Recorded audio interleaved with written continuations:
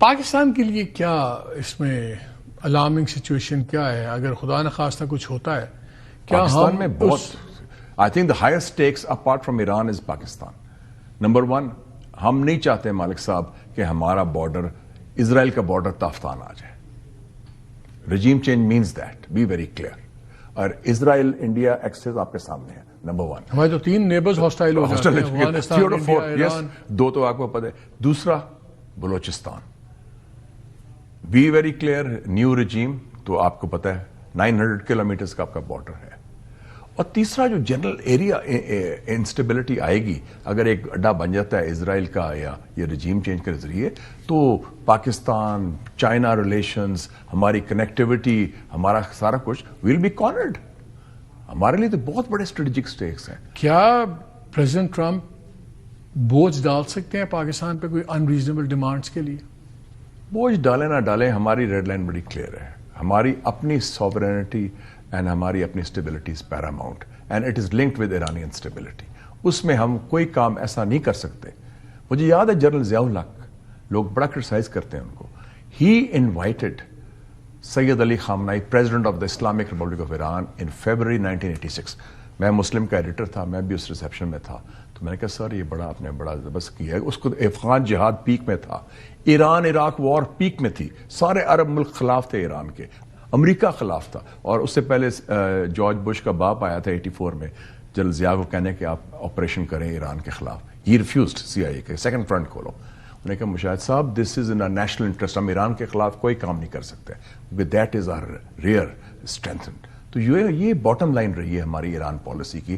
ایران کے انٹرسٹ کے خلاف ہم نے کسی کے ایما پر کبھی کچھ نہیں کیا اور نہ کریں گے، including the present military high command اور the leadership of the country. یہ پاسبل نہیں ہے. یہ جو دنیا کا ٹوٹل پاور اسٹرکچر اب ان اے وے چینج ہو گیا، وہ چینج ہو رہا ہے. دنیا یہ نیو ورلڈ ڈس آرڈر جو آ گیا، یہ نیو ورلڈ ڈس آرڈر آپ کو دوبارہ کسی فارم میں دوبارہ کچھ آتے ہوئے نظر آتا ہے کہ یہ اب فار دا نیکسٹ 50-100 ایئرز یہی چلے گا؟ اب یہ بکھر گیا ہے. ایک تو ویسٹ برویک ہو گیا، مغرب ہم کہتے تھے نا، جس کو میں گورستان کہتا ہوں، وہ دیکھیں یورپ اور امریکہ. کبھی آپ سوچ سکتے تھے کہ امریکہ تھریٹن کرے گا ایک نیٹو کنٹری کو کہ جناب آپ کا ملک لے لیں گے؟ اور پھر اس کو آپ نے ٹویٹ سنا، انہوں نے کہا نا ان کی کیا اوقات ہے یار، وہ تو ان کو ہی پتا ہے، مجھے ہی پتا ہے، ایسی کی تیسی، اور anything less than that is acceptable. میں تو لوں گا یا خرید لوں گا یا جیت لوں گا. Stalin said in World War 2، جب کسی نے کہا نا اسٹالن کو کہ Pope has criticised the Soviet Union, بہت سخت. انہوں نے کہا وہ مونچھوں کو ایسے کیا، how many divisions does the pope have? وہ یہی وہ کہہ رہا ہے. اینڈ پیوٹن نے کیا کہا تھا ان کے بارے میں لاسٹ ویک انٹرویو میں، these little pigs, European leaders کے بارے میں، he is treating them like that.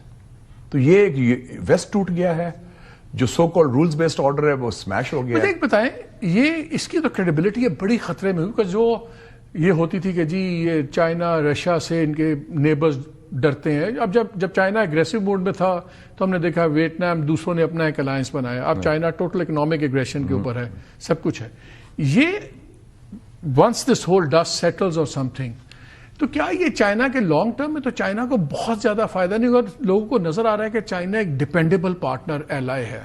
اور یہ اس وقت پیوٹن اینڈ شی جن پنگ must be laughing hard.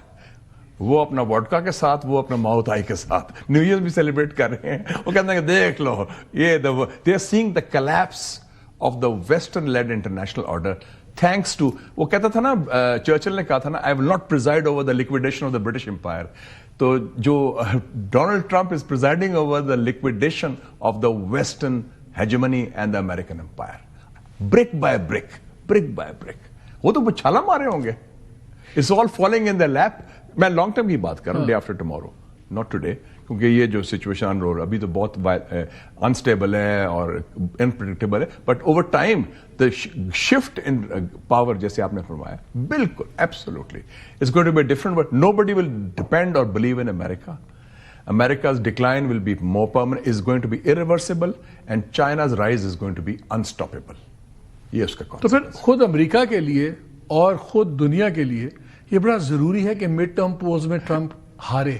Absolutely نہیں، وہ انشاءاللہ ہار جائے گا. اب there is no way, he has lost his base. آپ دیکھ لیں Marjorie Taylor Greene, Tucker Carlson, Steve Bannon, even Charlie Kirk جس کو مار دیا گیا ہے، they were all against this thing. یاد رکھیں they were all critical of Israel. and they were critical of this line. Okay, mega کے جو بیس کے جو گروز ہیں نا, آئیڈیالوگ ہیں, وہ تو سارے خلاف ہو گئے ہیں. وہی میگا بیس تھا. اب تو امریکہ نے یہ بھی کیس نہیں بنا دیا کہ ہر کوئی اپنے ڈنڈوں پہ جو ہے ملٹری پاور بنو, اکنامک پاور بنو, آپ کو یونیورسل لا آرڈر UN irrelevant ہو گیا ہے, سیکورٹی کاؤنسل irrelevant میں ہو کہتا ہوں کہ میں تو اللہ تعالیٰ کا شکر شکر ادا کرتا ہوں کہ ہم نیوکلیر پاور ہیں اور ہمارے پاس مضبوط فوج ہے ماشاءاللہ. اور میں خیال تہران میں کچھ لوگ کہتے ہوں گے یار ہم نے بڑی غلطی کی, ہمیں تو بم بنانا چاہیے تھا. وہ فتوا دیا تھا نا آیت اللہ خامنہ نے کہ یہ حرام ہے یہ وہ. انہوں نے کہا یہ تو ہمیں غلطی کی. If today we had the bomb like North Korea, چھوٹا سا ملک ہے 2.5 کروڑ کا, ان چیڑے نہیں پھڑک سکتی, دیکھتے بھی نہیں ان کی طرف. کیوں؟ They have the bomb like we do.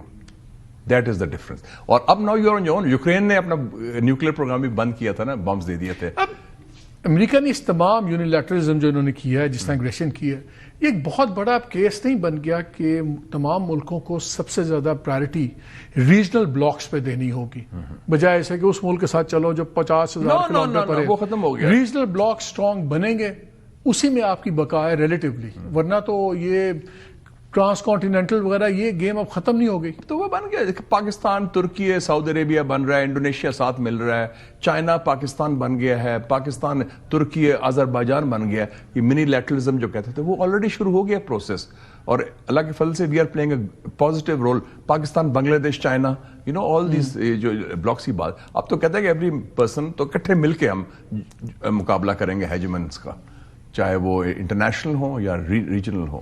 So basically all that stands between total madness and relative madness, mid-term polls. وہ تو مڈ ٹرم دور ہے, اس سے پہلے بڑا جو گند ہوگا that will be destructive for America, کیونکہ امریکہ کی اکانومی امریکہ ابھی سسٹین نہیں کر سکتا. It is not the cold war, اور جس طریقے سے وہ کر رہا ہے اب تو ٹوٹل بدماشی میں آ تو گیا. نوبیل پیس پرائز تو فارغ ہو گیا جو اس کی فینٹیسی ڈریم تھی. وہ تو آئی ہوپ کہ he doesn't bomb the headquarters of the Nobel in Oslo. کچھ پتہ نہیں وہ تھریٹ بھی آ جائے, غصے میں gave it to me easy way اور دا ہارڈ وے. وہ وینزویلا کی بیچاری کو ملا تو اس کو کہا کہ یہ تو مشاہدوں کو اس نے فارغ کر دیا. مشاہدہ صحیح صاحب, بہت شکریہ.